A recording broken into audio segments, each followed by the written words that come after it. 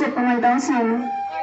ఒకప్పుడు ఈ నదీ నీళ్లపై ఆధారపడి మా ఊరంతా పచ్చని పంట పొలాలతో కలకల్లాడుతూ ఉండేది. కానీ ఇప్పుడు ఉన్నట్టుండి ఈ నదిలోకి మాయదారి పాములు వచ్చినాయి. అవి వదిలే విషయం వల్ల నది పాడైపోయినది.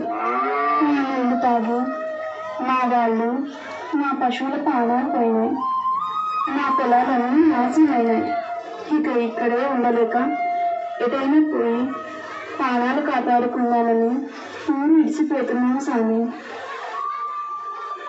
అమ్మా, అధైర్యపడవద్దు.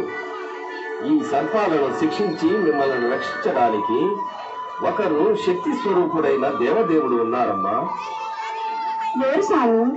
మమ్మల్ని కాపాడే ఆ దేవుడు ఆయన యాడుంటాడు? నారాయణ నారాయణ. అమ్మా, ఆయన సర్వంతర్యామి, అన్ని చోట్ల ఉంటాడు.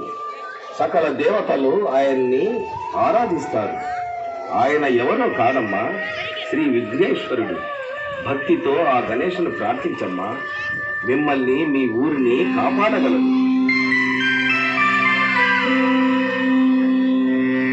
గజాననం భూతగణాధిసేవితం కపిద్ధజంబూఫలసారభక్షణం